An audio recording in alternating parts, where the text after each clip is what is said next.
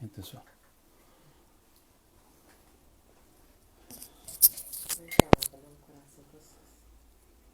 Ó, o pessoal começou a entrar ali. Olá. Vocês me escutam? Alguém pode só dar um ok pra ver, por favor, se funciona?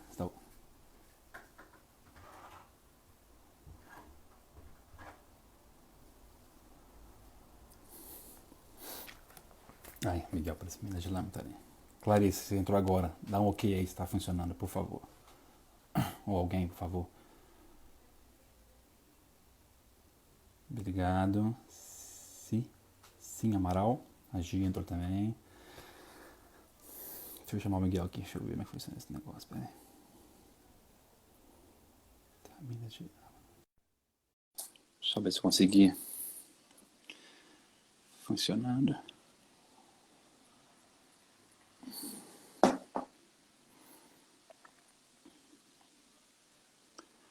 Alô, Miguel.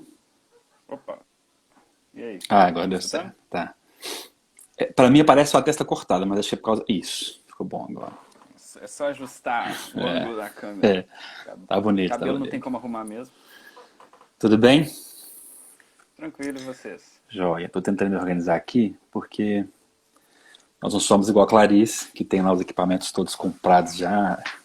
Mas chama quem mexe com blogueirinha. Já vira Blogueira. blogueirinha, já. Ah, Então, headset, é. iluminação, Isso. Aqui o. maquiadora profissional em casa. Opa, deixa eu desligar isso aqui. Meu celular tá apoiado aqui no computador para não cair uma gambiarra terrível. Idem. É. Idem. Vamos devagar aqui, só para dar tempo pro pessoal ir entrando, né? Boa tarde para quem está entrando agora aí. Né? Essa é mais um episódio das lives do Nogeia, com novidade aqui hoje, que vocês estão um pouco se deparando com novidades. Pela primeira vez não é a professora Clarice que está fazendo a mediação, né?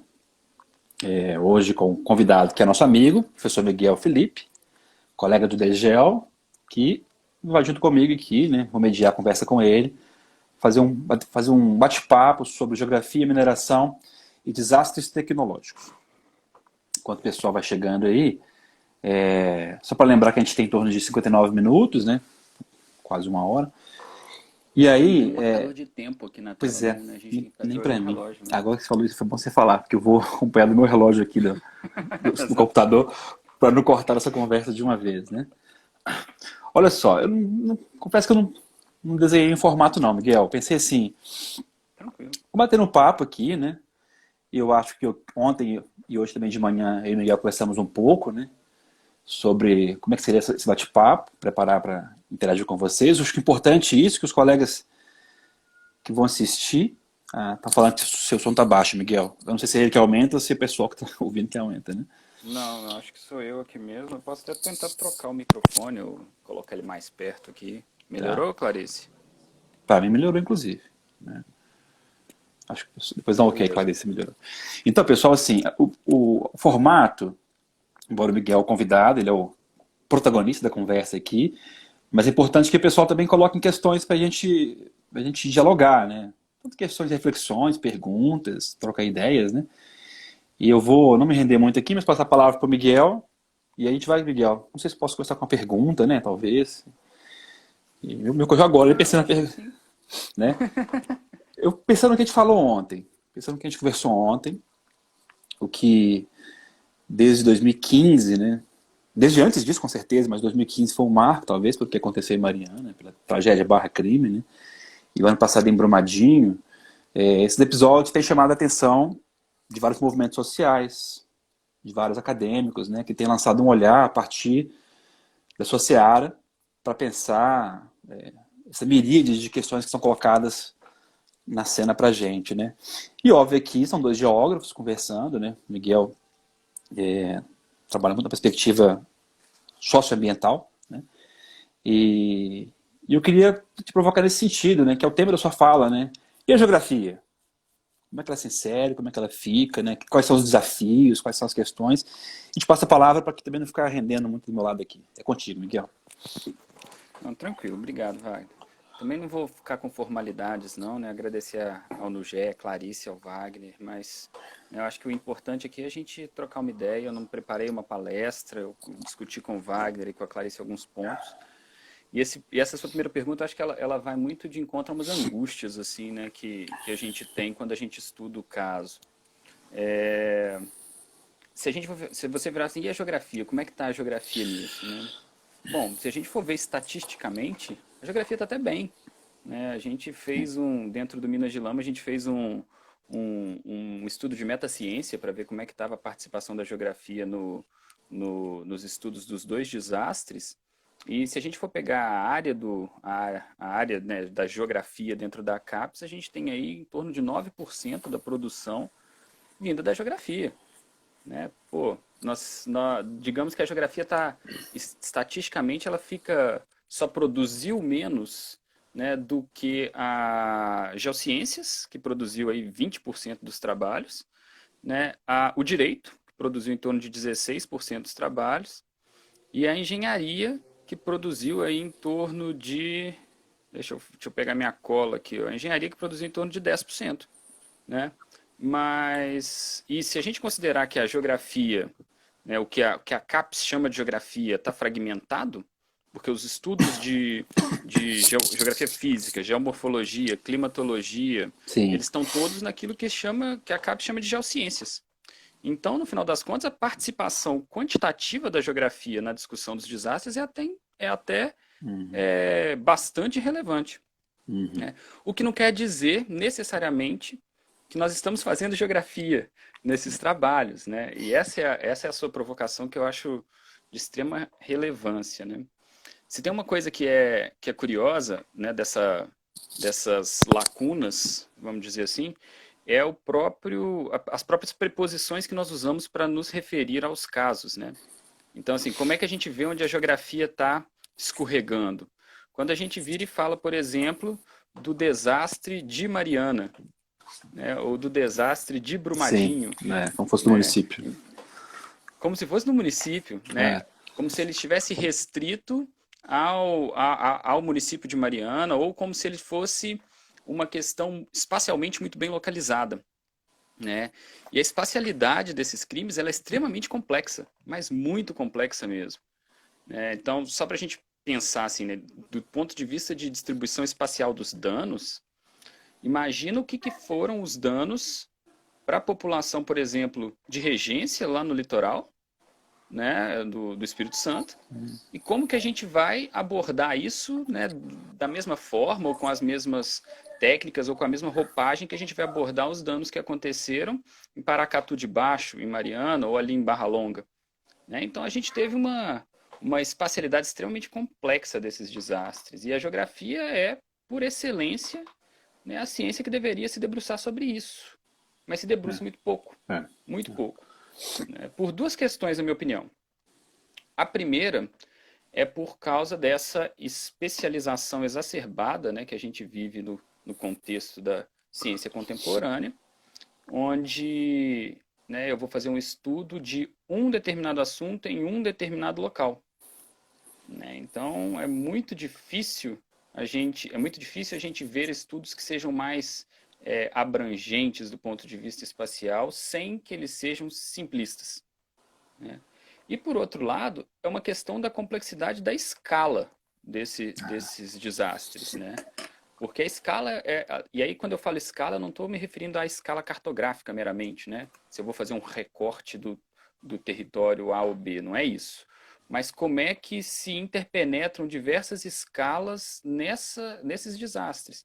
Desde uma escala global da produção de minério até a escala local, né, dos modos de vida das populações afetadas. Sim, isso é E como importantíssimo. que isso importantíssimo, e como que isso atravessa, né, conceitos como de bacia hidrográfica, né, as divisões político-administrativas e suas respectivas gestões. Então, tudo isso é muito complicado. Deixa eu talvez fazer uma intervenção, não, só um comentário, né? O que você está falando tem muita relevância, porque embora a gente vê um incremento de estudos sobre a temática, né, na ótica da geografia, valeria a pena essa reflexão, que talvez o que você vem fazendo já com o seu grupo, né? Que é fazer um balanço de o que vem sendo feito, para onde tem caminhado, e com as fragilidades também, as lacunas disso, né? E não só lacunas no que se refere assim, a não cobrir temáticas, mas sobretudo a temáticas que são preciosas e clássicas da geografia, que talvez não compareçam ou compareçam de forma equivocada nessas análises. Por exemplo, o que você falou, e eu vou ser bem curto, né, minha pontuação agora, a discussão de escala. A discussão de escala na geografia, né? E eu ressalto sempre isso, a discussão de escala geográfica, não de escala cartográfica, não é a relação de proporção matemática, né? Um fato como esse, né, uma tragédia, um crime que envolve a mineração, qual que é a escala de análise dessas abordagens? Eu digo assim, a gente olha para uma comunidade local, mas a discussão disso são tomadas muitas vezes na esfera global, né?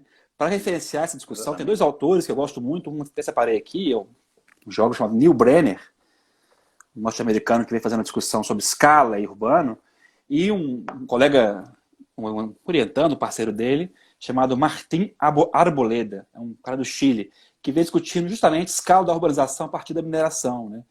Então, assim, olha como é que conceitos que são clássicos para nós ganham ou ganhariam complexidade maior numa temática como essa sobre a mineração, né? O que você acha disso? O que você identificou nesses balanços que você tem feito? Que conceitos vêm sendo trabalhados, né? Ou não trabalhados também, né? Ou não trabalhados, né? Eu acho que tem um conceito que é chave nisso, e ele ainda está muito imaturo nessa discussão, que é o conceito de geograficidade desses crimes, né? Então, assim, a história trabalha com o conceito de historicidade já há algum tempo, de forma bastante fluida, e a gente ainda tem bastante dificuldade de trabalhar com o conceito de geograficidade, né? Não é minha proposta ficar teorizando aqui, mas, né, trocando em miúdos, é a gente tentar entender quais são as heranças espaciais desses momentos históricos que nós estamos vivendo, né? E como que isso se reverbera diante da complexidade que a gente tem do território, da paisagem, das relações sociais, né, na reprodução do espaço. Então, quando a gente fala em geograficidade do crime, a gente fala de marcas e registros espaciais em múltiplas escalas que não são necessariamente analíticas, né, vamos colocar assim. Quando você fala das escalas do local para o global, né, dessas transições escalares que a gente tem que fazer o tempo todo, cada vez mais eu tenho lido e tenho me convencido, né, da abordagem da complexidade, do paradigma da complexidade, do quão Sim. ele é importante para a gente estudar fenômenos como esses e como que a escala casa tão bem nessa discussão, né? Então, quando você cita essa questão do local para o global, por exemplo, o que é raríssimo, raríssimo nos estudos que a gente tem acompanhado, né? Sempre me vem a fala os textos do Morin que vão nos falar que essa ideia de escalas estáticas, sejam espaciais ou temporais, ela é uma mera Sim, abstração, sim. uma simplificação da realidade para que a gente entenda algo que é extremamente complexo. Então, se a gente quiser entender, né, esses fenômenos, de fato, a gente não pode a gente não pode estacionar em uma determinada escala para Sim, fazer sim. a nossa discussão, né? Então, essa é uma dificuldade muito grande. E vou te falar, Wagner, se a gente pegar os estudos da geografia que estão sendo publicados, né, sobre os desastres, muitos deles ainda tentam fazer algum tipo de transição escalar. Claro que a gente tem estudos de caso mesmo, né? Mas a gente tem sim alguns estudos que tentam fazer uma transição escalar. Mas a gente está muito numa abordagem ainda multiescalar e não Uhum. interescalar. Perfeito, perfeito. E o que quer dizer? Vou citar dois exemplos de trabalhos que estão publicados, né? Não necessariamente do grupo de pesquisa que eu coordeno. Existem trabalhos de geomorfologia que vão discutir como essa macrocompartimentação do relevo brasileiro influencia, né, a produção de sedimentos e como que esses sedimentos estão se distribuindo ao longo da bacia no contexto do rompimento da barragem de Fundão ou no contexto da barragem, né, do Córrego do Feijão. Apesar de que os estudos do Córrego do Feijão ainda muito pouca coisa foi publicada, né? Depois a gente pode voltar nesse ponto. Uhum. Mas do Fundão, né, já tem alguma coisa publicada. Então eles saem do macro, conseguem chegar no local, conseguem fazer até, né, a geociências tem essa facilidade, né, consegue pegar até amostras do rejeito e fazer a mineralogia, olhar o mineral ali do, né, que está Uhum. ali associado ao rejeito e depois transitar, dar um salto escalar para ver em qual grande unidade geológica aquilo veio e como que essas unidades geológicas respondem por aquela distribuição de minerais. Sim. Da mesma forma que nós temos trabalhos, né, mais associados a uma geografia política, uma geografia econômica, que vai nos tentar, vai colocar um pouco de luz, vai clarear um pouco essa ideia de como essa macroestrutura, sobretudo do ponto de vista do poder, né, da simetria de poderes que a gente tem na sociedade e das instâncias decisórias, né, como que essa macroestrutura ela acaba se relacionando com a escala local de vida das pessoas. E aí Uhum. isso vai mostrar para a gente, por exemplo, quem são os excluídos dentro Uhum. dessa discussão e por que eles são excluídos. Né? Tem alguns estudos das ciências sociais extremamente interessantes que vão discutir isso, né? Racismo ambiental. O que o racismo ambiental é, se não uma manifestação, né, de uma grande estrutura, de um grande contexto da sociedade e que se reverbera em pessoas, em Uhum. coletividades, em comunidades muito bem localizadas. Mas não sei se você compreende, mas esses estudos que são extremamente interessantes, mas eles fazem saltos escalares, né? É. Eles são estudos multiescalares. É. Agora, a dificuldade é entender de forma mais profunda como que essas escalas se comunicam e se interpenetram. Né? Esse é o grande desafio e isso está muito longe de ser resolvido. Né? Longe de ser uma insatisfação, né? Porque a gente vê uma produção extremamente relevante na ciência brasileira, sobretudo vinda de universidades públicas, que é muito importante de ser falado, mas essa angústia continua. Essa angústia ela permanece, né? Que talvez seja algo associado ao nosso paradigma Sim. teórico-metodológico, né, É. da ciência, né, que É. precisa avançar. Enquanto eu não quero ficar preso no debate de escala, não. Vou fazer um último comentário aqui, depois já provoco para entrar num tema adiante. Mas aqui você deu um exemplo mais preciso dos estudos de geomorfologia e de geologia. Chegou a comentar um pouco de geografia econômica. Nos estudos urbanos, os desafios vão na mesma direção, porque nós vivemos uma etapa do desenvolvimento produtivo que supera antigas escalas de análise. E tem um autor chamado Carlos Brandão, hoje ele está no IPUR, da FRJ, mas ele era da Unicamp, da Economia, que ele dá esses exemplos, né? Escalas que são entendidas como aquelas bonecas russas, como se fosse uma coisa pequena e vai crescer dentro de coisa grande. Escalas que são entendidas como degraus, né? Não serve mais. É o que você falou, o local se comunica com o global. Posso dar um exemplo, se vocês quiserem. Muito do que é decidido na barragem que rompeu no Córrego do Feijão foi decidido em espaços outros que estão muito distantes, né? Então, na divisão territorial do trabalho, há essa necessidade de você, para interpretá-la, há essa necessidade de você pensar na articulação de escalas. Essas antigas compreensões de escalas como se funcionassem de maneira linear ou hierárquica, já não serve mais. Essas articulações são muito grandes. Mas eu não quero ficar preso nisso, não. E eu queria te fazer uma segunda provocação, né? Para o pessoal entender, né? O Miguel coordena, além de pesquisas, um projeto de extensão que tem por finalidade fazer divulgação científica. Então isso obriga o pessoal, ele e seus orientandos, a fazer um grande esforço de levantamento bibliográfico. E óbvio que acaba pescando coisas que permitem fazer esse panorama. Né? E eu te provocaria a seguinte coisa, tudo bem, olhamos um pouco para as dificuldades que você me mandou a mensagem, chamava de velhos conceitos. Mas o que tem de novo? O que vem surgindo de interessante? O que de novo esses estudos vêm sinalizando, mais uma vez, na perspectiva da geografia, claro. Né? Sim, sim. Eu acho assim, tem novas roupagens para velhos conceitos, né, que eu brinquei assim com você hoje, que eu acho que na verdade é o que talvez a gente esteja mais ganhando do ponto de vista de avanço científico diante desses desastres. Mas uma primeira coisa importante falar, Wagner, que é o seguinte: a grande parte dos trabalhos sobre os desastres são trabalhos profundamente analíticos.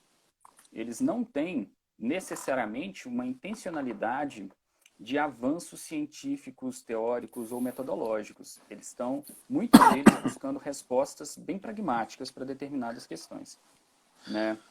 Então, isso até é um problema, é o meu ponto de vista, em determinados trabalhos, porque a gente tem uma gama gigantesca de trabalhos com baixíssimo lastro social. O que é Hum. isso? Né, a pessoa vai lá em campo, coleta uma amostra, leva para o laboratório, faz uma tabela, dá um resultado, publica o artigo. E tipo assim, fica. Os meus orientandos vão rir, mas aí fica aquela. E daí? Né? Que É, eu adoro isso, né? E daí? Ok, publicou uma tabela linda, um gráfico maravilhoso. Qual que é a diferença que esse trabalho seu fez para a sociedade? Então, acho que esse é um primeiro ponto que a gente tem que refletir. Para além dos avanços na ciência, a gente tem que entender que, bom, fazendo um contraponto aqui, há de se esperar também que a academia, a ciência, a universidade trabalhem de forma pragmática em casos como esse. claro, Né? a Então a gente urgência. tem que ter algumas respostas, exato, Isso. algumas respostas precisam ser pragmáticas. Né? Então, os rejeitos da Samarco geram câncer ou não geram câncer? É uma Sim, resposta que precisa ser dada. sim. Né? Ou eles aumentam o risco de câncer ou não? Né? Isso é uma resposta que precisa ser dada. Não só em questões relacionadas às questões da saúde, mas também questões, né, do ponto de vista mais sociais. Né? Então, por exemplo, a gente precisa dar respostas de para onde essas pessoas devem ir agora.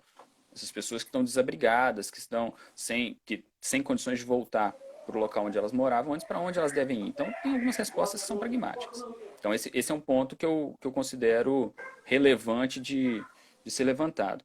Agora, em termos de avanços, o que eu vejo são avanços no sentido de novas, vamos colocar assim, holofotes, né, luzes, filtros diferentes em cima de conceitos que já são muito bem estabelecidos.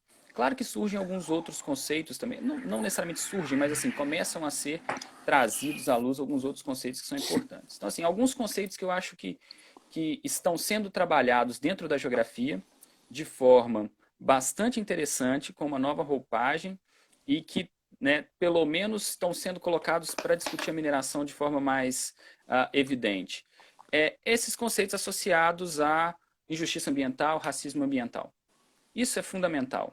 Né? Eu acho que nós passamos décadas discutindo questões ambientais no Brasil como se a sociedade fosse, né, sem classes.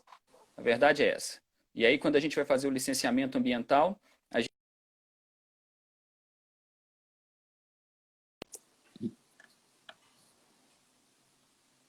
e esse número vai responder por tudo aquilo que os impactos podem causar. Né? Isso é um problema histórico no nosso fazer ambiental, seja do ponto de vista técnico, seja do ponto de vista acadêmico. E agora esses conceitos estão sendo colocados à luz das questões ambientais de forma mais veemente. Né?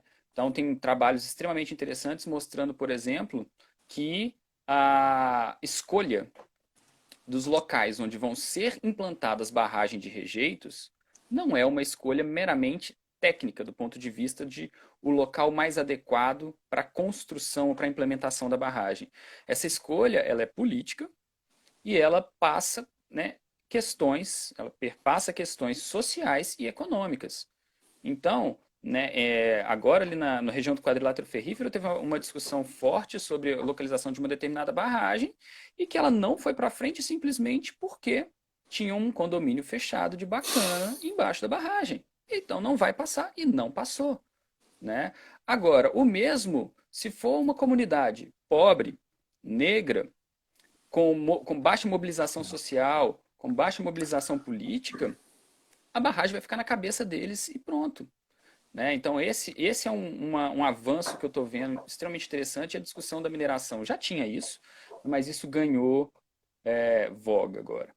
Do ponto de vista de um conceito que está sendo trazido agora, né, que eu acho que vale a pena a gente discutir, ainda é um conceito em construção, mas que eu acredito que pode trazer uma contribuição grande para a discussão dos desastres, não só da mineração, mas do ponto de vista das questões ambientais dentro da geografia, é o conceito de bacia de risco.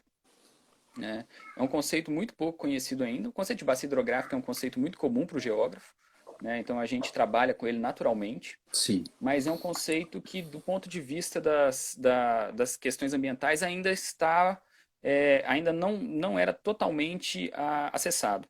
Vou dar um exemplo, né, muito dramático e claro. Rompimento da barragem de Fundão. Né? Toda barragem tem que ser precisa fazer alguns estudos, né, não vou entrar em detalhe aqui, mas alguns estudos de caso a barragem rompa, para onde que esse rejeito vai, etc. e tal, né? Foi feito um estudo, uma modelagem matemática para descobrir aonde que o rejeito iria se a barragem de Fundão rompesse, como todas as barragens fazem, né? É o que a gente chama de estudo de dam break. Só que ele parou num determinado ponto do Rio Doce, ele simplesmente parou. Ele não continuou no Rio Doce até a foz do Rio Doce. Então, assim, o estudo teve uma trágica competência muito grande, porque ele mostrou exatamente onde a lama foi. Mostrou, Sim. inclusive, as pessoas, né, as estruturas urbanas que seriam destruídas. Mas ele parou, do nada, ou seja, não houve uma continuidade, a noção de bacia hidrográfica se perdeu completamente. E o que seriam essas bacias de risco? Né? Seriam justamente essas unidades espaciais que podem, e que, né, já acontece, mas enfim, que podem agir na forma de um efeito cascata, tamanha quantidade de barragens que existem nelas. Então, você tem num determinado ponto, né, um determinado setor de um rio, você tem, não é uma barragem acima de você, são dezenas de barragens acima de você, Hum, são centenas de barragens acima de você. E quanto mais a jusante você vai, mais barragens você tem na sua cabeça. E por que isso é importante? Né? Porque as pessoas, de uma forma geral, elas não têm essa concepção de bacia hidrográfica, mas elas precisam ter. Eu vou levantar um exemplo que eu acho que você vai ter o que comentar sobre ele, que é da nossa experiência do Ágora, é. lá na Vila de São João Batista, aqui em Juiz de Fora. Né? O Ágora é um projeto que o NUGE coordena, e nós fomos na Vila de São João Batista, que tem que é vizinha, né, de um complexo industrial, com duas barragens, né, acima da vila, né, a montante da vila, e eles não tinham essa consciência de que as barragens estavam na cabeça deles, né, justamente porque a noção de bacia hidrográfica não é clara para todo mundo. Sim. Então esse é um conceito que eu acho que a gente tem que começar a trabalhar cada vez mais com ele. É. Eu queria fazer dois comentários, duas reflexões assim. Né? Uma reflexão está relacionada ao que você falou uns minutos atrás aí, e que termina essa reflexão, fala do Ágora, né, que é um projeto com qual eu me orgulho muito, Clarice coordena, a professora Clarice. Ele surgiu, claro, de preocupações antigas do grupo todo, mas a partir de um trabalho de campo que a gente fez aqui em Juiz de Fora. A gente estava recebendo os colegas convidados da Recime, que é a rede de pesquisadores sobre cidades médias, conversando na área central de Juiz de Fora sobre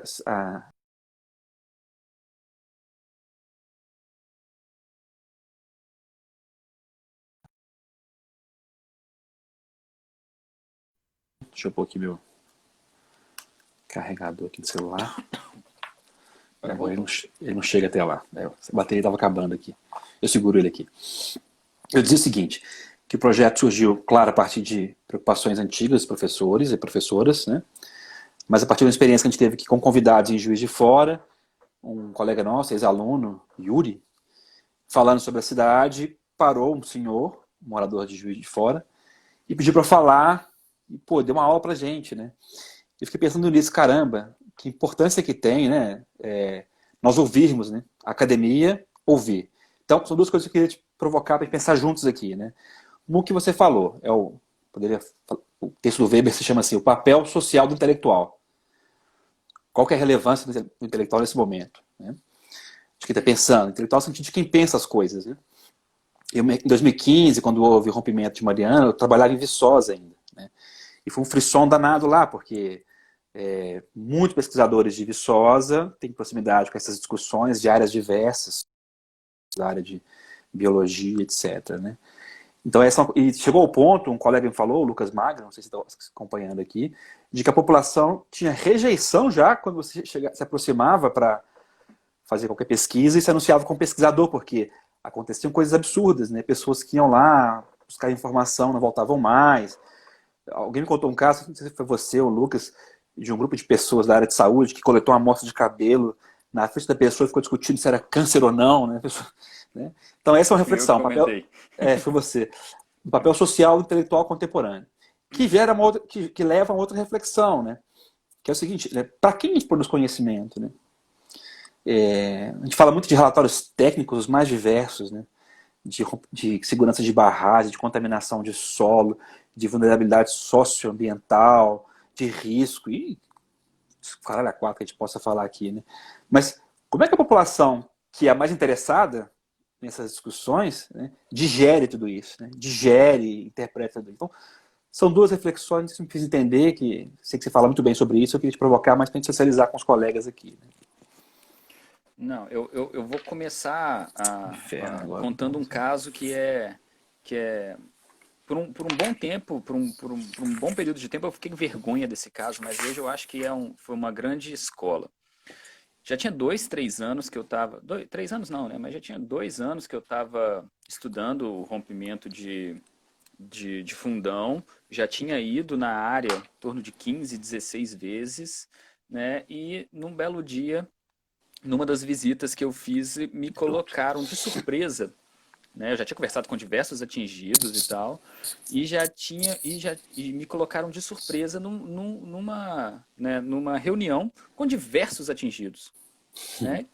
E aí estava com os alunos, alguns dos alunos talvez estejam até aqui, né, assistindo, mas ele estava com os alunos e aí, professor, então fala um pouco. Eu falei, caramba, o que eu vou falar? Faço a mínima ideia, não preparei uma fala, estava cansado de noite, estava querendo era comer para dormir. Trabalho de campo cansa. Aí eu virei e falei, sabe aquela estratégia quando você não tem o que falar, você joga a bola pro outro? Eu falei, não, então, acho que mais importante, antes de eu falar uma coisa, é escutar vocês, né? O que vocês querem falar pra gente? E aí uma pessoa levantou a mão e falou assim, professor, não sei quantos pesquisadores, pessoal da universidade já veio aqui, você é o primeiro que pergunta o que a gente O que quer que a gente falar. Eu falei, acha? putz, só que eu já tinha conversado com eles por várias vezes, então a crítica é Será a um minha desses. também. Eu era um desses, né? Então, assim, eu acho que o primeiro ponto é o seguinte, né, dessa reflexão. Eu não vejo outra função que não a função social para a universidade. Não vejo. Eu entendo a ciência pura, a importância dela, eu acho que isso é super relevante, mas universidade, né, ainda mais a gente falando de universidade pública, a função social dela é muito nítida para mim. Então a gente tem que dar respaldo, a gente tem que dar respostas para a população. E a gente precisa trabalhar para eles, né? Eu acho que no final das contas esse é um primeiro ponto importantíssimo. O segundo ponto que eu acho que é o seguinte: nós não somos treinados para conversar com a população. Nós somos treinados para aplicar técnicas, fazer gráficos, tabelas e mapas, produzir textos e publicar artigos, o que é uma vergonha, né? E aí eu vou chegar daqui a pouco num outro ponto, que esse publicar artigos técnicos, extremamente complexos de serem lidos, é um dos grandes motivadores para o Minas de Lama, Sim. né? Que é esse programa que você relatou, que depois a gente pode falar um pouco mais sobre divulgação científica, Vamos sim. né? Mas, então assim, eu acho que esse é um fator fundamental. Tem que partir de nós essa necessidade, essa vontade, esse ímpeto de dar respostas para a população. Num diálogo, Wagner, horizontal. Uhum. Qual que é o grande problema das críticas que a gente escuta? Né? É um diálogo vertical, Ok. onde os professores, os cientistas, eles chegam como donos do saber para a comunidade e normalmente querem impor o seu saber para a comunidade. Né? Aí eu pergunto, quem sabe mais do que os atingidos precisam do que os próprios Uhum. atingidos? Uhum. Quantas discussões eu já não participei, tanto em grupos de pesquisa, quanto em palestras que eu dei, né, para alunos, etc e tal, que quando as pessoas me levantam, o que eles precisam? Pergunta para eles. Temos um grupo de pesquisa, vamos fazer uma pesquisa sobre o que? Vamos, pergunta para eles. Né? Hoje a gente tem tantos canais de comunicação, a gente tem tantas possibilidades de estreitar essa relação, por que não perguntar para os atingidos o que eles querem de nós? Então, acho que esse é um ponto fundamental. Né? Eu vejo isso que você falou, o Lucas, né, relatou para você e você está reportando aqui, desse distanciamento, uma espécie de ojeriza, né? Não quero cientista, não quero pesquisador perto de mim, não. Eu vejo isso com muita naturalidade, porque o assédio é muito grande. Uhum. Né? O exemplo, eu estava no olho do furacão nos dois rompimentos, né? Em coisas de dias eu fui para fazer trabalho de campo, né? Nas duas áreas, tanto na bacia do Rio Doce quanto na bacia do Rio Paraupeba. E o assédio que essas pessoas sofriam da Imagina. imprensa, dos técnicos do governo e dos cientistas que estavam lá era uma coisa absurda. Era uma coisa absurda. Dentro do nosso grupo de pesquisa, né, na força-tarefa do Minas de Lama, que a gente foi para o Paraupeba, teve um caso, porque todos somos humanos. Todos somos humanos, né? E não adianta, eu não consigo. Já fui nessas áreas várias vezes. Meus alunos estão aqui para me desmentir no chat se eu estiver falando mentira. Mas eu me emociono todas as Sim, vezes que eu imagino. vou. Porque nós somos humanos, não tem como. E quando a gente está fazendo pesquisa, a gente é humano também. A gente não é isento, né, da pesquisa. E aí teve um caso agora na Força Tarefa, a gente estava entrevistando uma atingida e um dos nossos colegas né, da Força Tarefa estava conversando com a pessoa. A pessoa foi ficando emocionada e ele não percebeu, porque ele também estava na emoção ali do que absurdo, né? E assim, aí a gente tem que puxar para o canto e falar assim, cara, ó, deu, né? Não adianta fazer a moça chorar, que isso não vai te levar a lugar nenhum. Então acho que tem esse ponto que é muito importante. Agora, isso serve de autocrítica para nós, Wagner. Sim, com certeza. Eu lembro de uma palestra que eu dei sobre o caso e eu sempre coloquei, no final dessa, né, quando eu tratava, né, da questão do Rio Doce, uma palestra que eu dei nos 4 ou 5 universidades, eu sempre colocava um slide final falando do papel da academia. Mas nós, né, nossos colegas ficam muito incomodados quando a gente fala que a academia não está cumprindo bem o seu papel. Então isso é um exercício que a gente precisa fazer de Sim. autorreflexão também. Até para que não tenhamos casos nefastos, né? Porque como esse caso, por exemplo, dessa pesquisadora gringa que foi coletar os fios de cabelo, né? Lá em Balneário Maneiro. Barra Longa, né? Então, assim, eu acho que a gente tem que ter essa consciência de forma... A gente tem que fazer essa crítica, Sim, né? Isso é muito importante. Se a gente começa o trabalho com essa crítica, eu acho que a gente já sim. está, né, metade do caminho andado. É. E esse ponto é, da necessidade do pesquisador, no nosso caso aqui a geografia, né, o geógrafo, repensar suas práticas tem muito a ver com o ponto que você chama aqui da metaciência, né, porque é um debate epistemológico. Né, e eu posso aqui fazer um comentário e depois você emenda também para fazer a discussão, que essa sensibilidade que a gente percebe, que vem surgindo em muitos pesquisadores, ter contato com essas questões, né, leva, ou pelo menos levaria, né, a você repensar suas próprias práticas, né, ou repensar a própria ciência. Em que sentido eu digo isso? Deixa eu fazer um testemunho aqui, então, um relato. Né. Desde o mestrado eu venho trabalhando com análise espacial, cartografia, estatística, etc. Né. E discutindo, lendo, debatendo questões recentes, nós temos pensado, eu e alguns alunos, alguns colegas, né, da necessidade de incorporar novos olhares também do meu lugar de fala para o mesmo objeto. Né? Por exemplo, por que não pensar uma cartografia que valorize, ou que, nunca mais falo isso, falei dar vozes, quase me empregaram, né? Mas que amplifique as vozes de quem são os mais interessados na temática. Né? Isso tem Que eles levado a sejam um projeto protagonistas, né? perfeito, né? Tem levado a uma perspectiva de trabalhar com a cartografia. Teve agora uma dissertação que você e o Bruno orientaram, da Laura, né? Foi uma bela dissertação. Quem está assistindo aí, acompanhando e viu a defesa da Laura, foi um belo trabalho sobre cartografia social. Né? Você faz ao final, mas vou fazer agora já um jabá para um curso de extensão que vai ter Verdade. do grupo dos colegas do Poemas. Poemas, que é Economia Política da Mineração, onde um dos módulos vai ser uma discussão de cartografia social. Ou seja, eu estou falando aqui de cartografia social, mas poderia ser outras abordagens mais. Você falando do seu ciclo hidrossocial da água, né? Se o nome correto é esse. Onde Isso. os novos não vou dizer que são novas, né? Mas pelo menos para nós, para mim, pesquisador, é uma nova maneira de fazer ciência. Né? Então, assim, nessa discussão de epistemologia, de atuação da geografia, de metaciência, o que você acha que está sendo renovado? O que está surgindo de novo aí nessa abordagem? Eu acho que a primeiro ponto, né, sobre isso é a gente ver, vamos escancarar o problema para depois a gente, né, refletir sobre ele, né? Ah, o, o tanto de trabalho oportunista que a gente vê publicado e o tanto de trabalho sem qualquer preocupação social. Sim. Não, vou ser muito franco aqui. Eu não acho que todas as ciências precisam ser sociais. Não é isso. Uhum. Não é isso. Um dia alguém me perguntou assim, mas você acha que toda ciência precisa ser social? Né? Bom, a gente pode até discutir isso, né? Mas enfim, não acho que você precisa fazer trabalhos sociais em tudo que você, né? Ah, não. Mas eu acho que você tem que ter sensibilidade para entender que um tema como os desastres da mineração, ele antes de mais nada, ele é um tema social. Antes de mais nada, a preocupação tem que ser as pessoas. Como a Clarice gosta, os sujeitos, né, Clarice? Né? E quando você vê um trabalho que vai fazer análise da qualidade da água de um determinado rio que foi atingido pela lama da Samarca ou pela lama da Vale. E naquele trabalho, as pessoas que assinam aquele trabalho, em momento nenhum se referem à população, à Sim. sociedade, à importância que aquilo tem para a sociedade, me causa estranheza.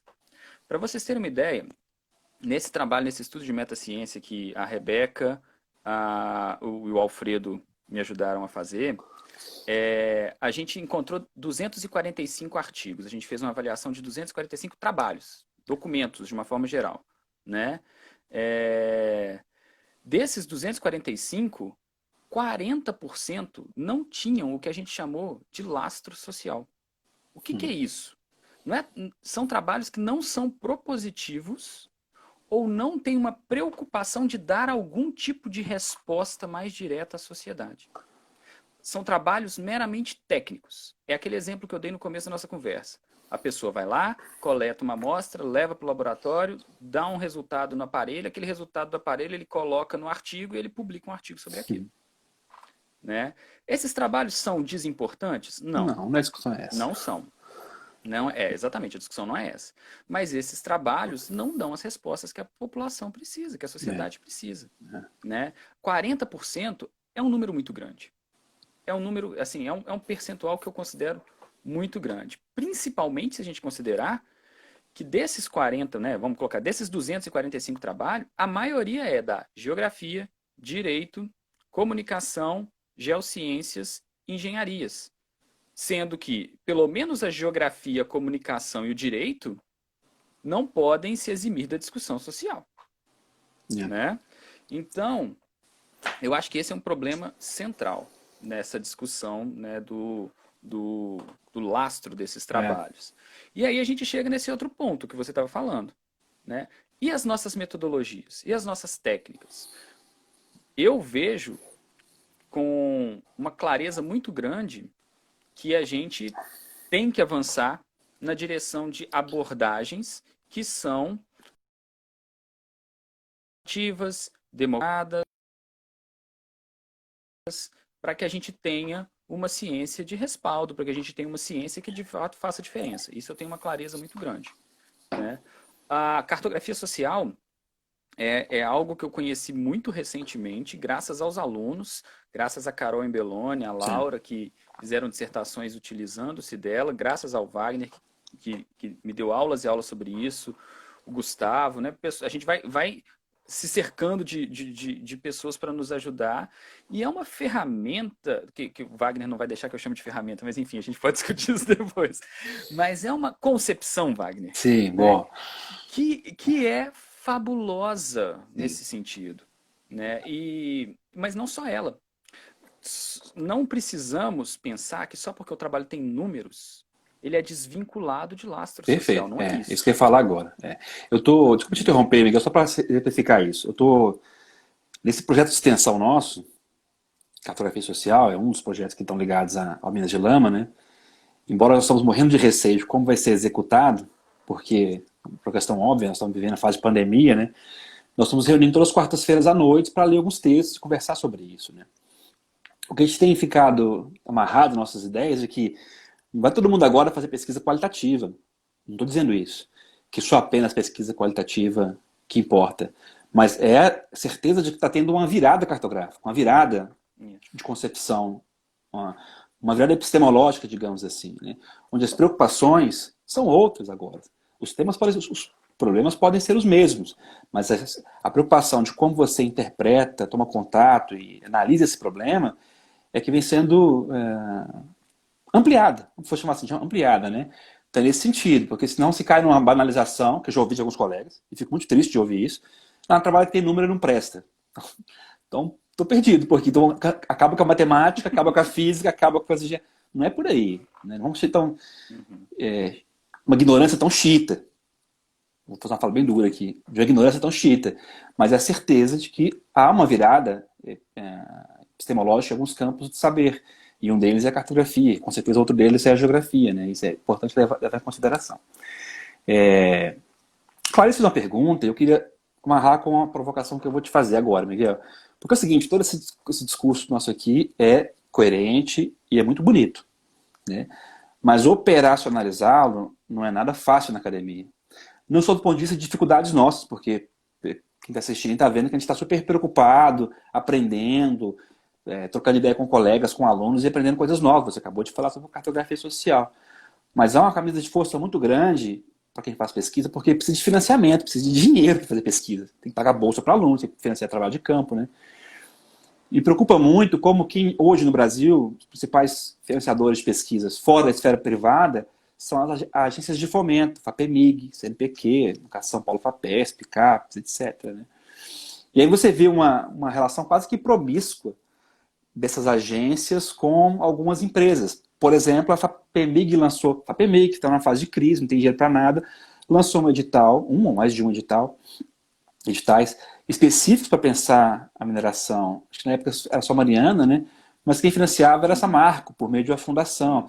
Isso é muito difícil você discutir isso, né? E isso reverbera no ponto que a Clarice levantou. Que pesquisas vamos divulgar? Como é que se divulga essas pesquisas? Eu daria um exemplo para finalizar minha fala e voltar para você, do momento que a gente está vivendo com a pandemia, onde vínhamos no movimento de demonização da ciência. Acreditemos que de pessoas olhando com um olhar de desconfiança para a ciência, e desconfiar da ciência sempre é importante, mas esse tipo de desconfiança que estava acontecendo, que era um descrédito da ciência, e nós temos surgido nomes, que até então para mim pelo menos eram nomes desconhecidos, aquele Átila Yamarino, parece que ele chama assim, Sim. que tem sido uma voz, olha, uma voz que se escuta. Pô, o cara fala de ciência para mim, para minha mãe, para minha vizinha, e quando a minha vizinha vai tomar uma decisão se eu vou ou não sair na rua, pô, o Átila falou que não é hora de sair. Então assim, olha que importância que tem a divulgação científica, o cara está fazendo a divulgação científica, né? Então assim, essas questões que eu provoquei aqui, eu não sei se foi muita coisa que eu joguei no balaio aqui, mas se você pudesse comentar um pouco sobre isso, né? Sim, não, eu acho assim, é inegável a necessidade e a demanda, né, que a ciência tem por recursos para se manter. Né? E aí, principalmente se a gente considerar que a nossa... Temos 10 minutinhos. Eu olhei, eu falei alto aqui, desculpa. Foi mal, Miguel. E aí... Não, tranquilo.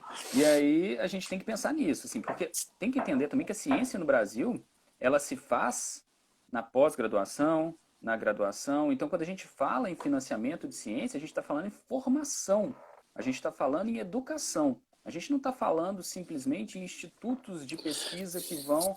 Né? A gente está falando de um contexto muito mais complexo do que simplesmente financiar ou dar um dinheiro para alguém fazer uma investigação. Não é isso. Então, quem são os nossos cientistas?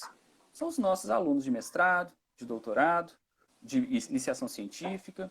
São essas pessoas, são eles, né, que levam, né, pegam boi pelo chifre e levam a ciência brasileira. Né? Então, isso eu acho que é muito problemático. Tem uma passagem que eu acho engraçadíssima, que seria aquela velha história, né? Seria cômico se não fosse trágico. Em 2000 e bolinha, que eu não vou lembrar mais quando, teve um evento internacional sobre águas urbanas, né? E eu estava participando. E nesse evento teve uma premiação para os melhores trabalhos, né, daquele evento. E aí eles divulgaram os finalistas e chamaram os finalistas todos para uma salinha, os três melhores trabalhos, sem falar qual era a ordem, né? De quem ganhou o primeiro, quem ganhou o segundo, quem ganhou o terceiro. E aí, o meu trabalho era um dos finalistas, a gente foi para a salinha. E aí eu comecei a conversar com uma alemã que estava lá também, foi para a salinha, que o trabalho dela seria premiado. Obviamente, o trabalho dela foi em primeiro lugar, merecidamente. E aí, na conversa que a gente estava tendo, ela virou e falou assim, quanto custou sua pesquisa? Aí eu virei e falei assim, eu não entendi, meu inglês está muito ruim, eu não estou entendendo o que essa mulher está falando. Como assim quanto custou a sua pesquisa? Não, quanto custou a sua pesquisa? Quanto você gastou para fazer a pesquisa? Eu falei, ó, ué, passagem de busão lá em BH, que eu andei para cima e para baixo, né? Eu ganhei uma bolsa, né? E só, computador, software, Que já tinha, não né? teve um financiamento, não teve um financiamento, né? Por quê? Ela falou assim, não, a minha pesquisa custou 100 mil euros, né? A pesquisa dela, se eu não me engano, avaliava mutações genéticas em determinados organismos, né, em esgotos urbanos, para ver a possibilidade de, né, o risco de doença que esses esgotos causavam. Aí eu virei e falei assim, não, isso pra gente é 100 mil euros para fazer uma pesquisa? Né? Não, isso no Brasil é luxo. Né? Isso naquela época, né, que o financiamento era bem mais farto do que hoje. Ah, Aí ela me falou uma frase que ficou marcada para mim para sempre. Ela falou assim: me impressiona como vocês brasileiros são criativos, que vocês conseguem fazer uma ciência espetacular sem recurso. Porque se fosse na Alemanha, ninguém trabalhava do jeito que você trabalha. Então, assim, eu acho que tem uma característica que nós temos que ter resiliência e trabalhar, né, da melhor forma que a gente pode com aquilo que a gente tem. Isso não quer dizer que a gente não deve lutar e criticar a forma como a ciência e a educação vem sendo conduzida no Brasil. Não me entendam mal, né? Mas a gente tem que buscar alternativas, né? E a gente tem alternativas metodológicas de mais baixo custo, e eu acho que é por aí que tem sido trilhado nesse período. Eu acho que esse é um ponto.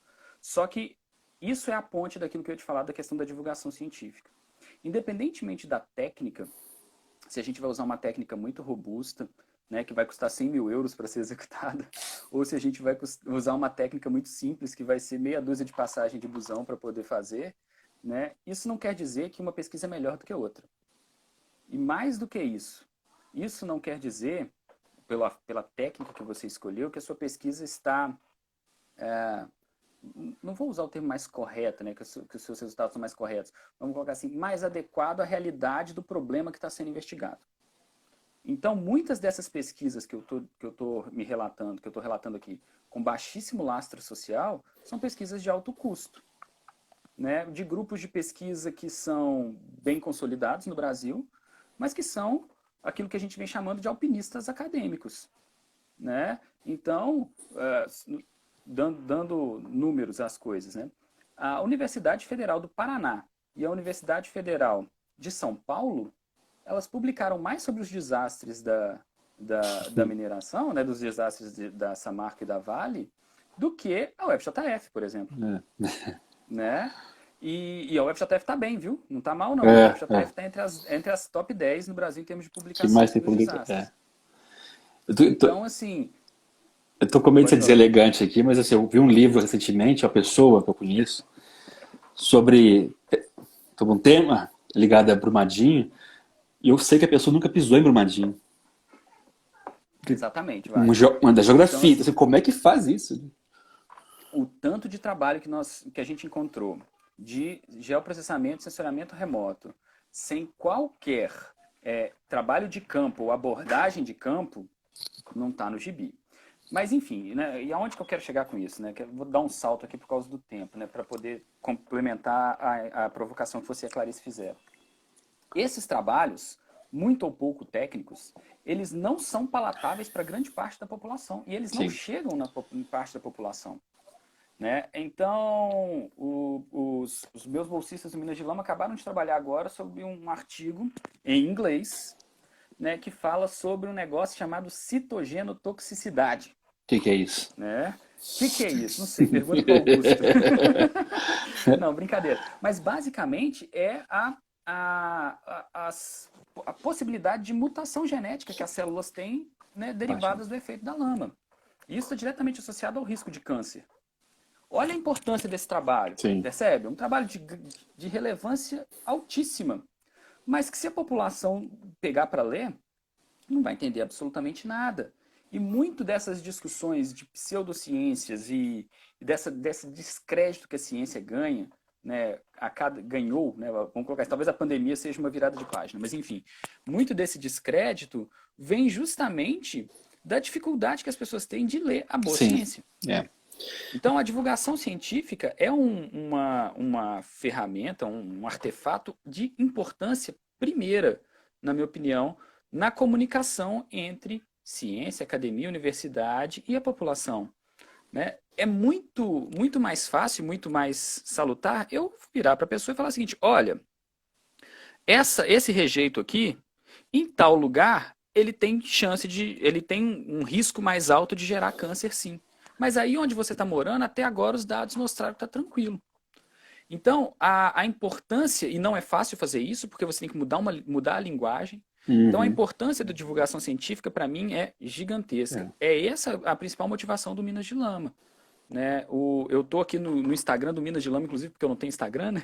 Mas aí já quem Conhece não para conhece, já pode seguir. clicar lá É. para poder conhecer. É isso. É. É tentar mostrar para a população que tem uma série de coisas interessantes sendo produzidas, importantes para a população, e a gente tenta Sim. estreitar isso, a gente tenta facilitar esse caminho. Essa discussão de divulgação científica, para mim, é a discussão do momento, sabe, assim, da universidade.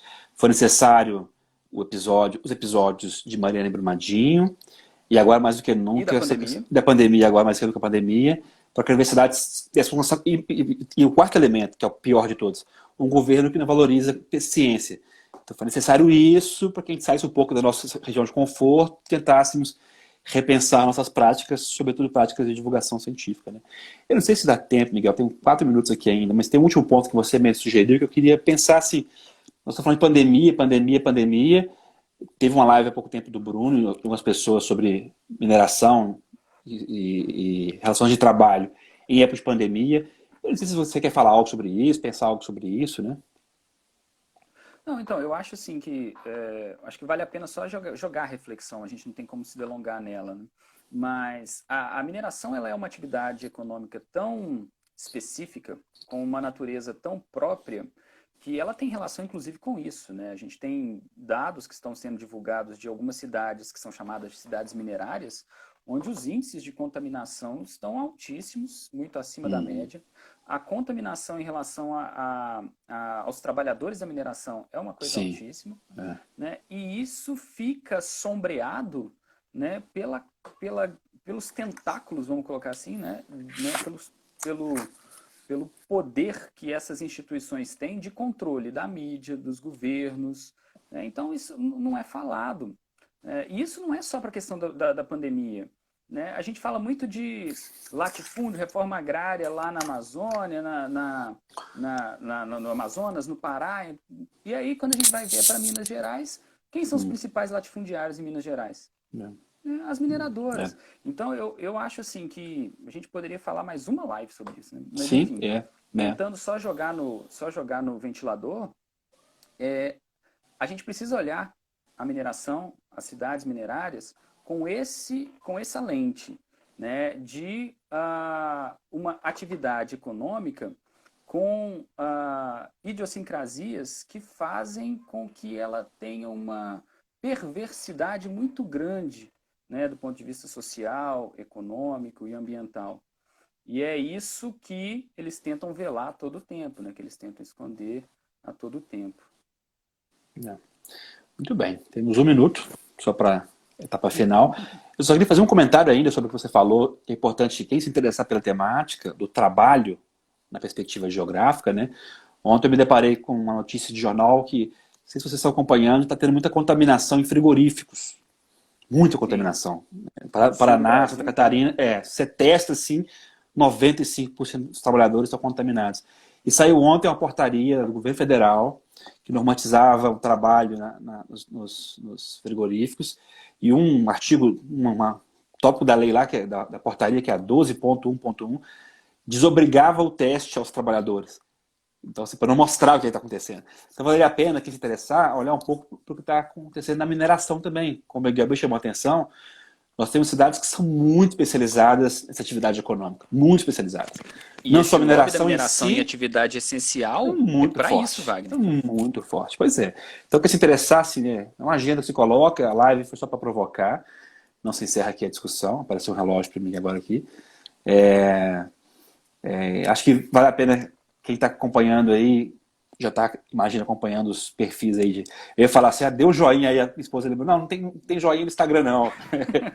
Mas divulguem então, divulguem o Minas de Lama, o Nugea, porque, infelizmente, pela pandemia ficou um pouco congelado, mas tem muitos projetos de extensão. O Miguel coordena um grupo grande, Gisele, eu, Clarice, Elias, o professor Alfredo, os colegas do turismo, Guilherme, com muitos trabalhos sendo realizados sobre a temática da mineração, que valeria a pena os colegas da geografia, e quem não era geografia,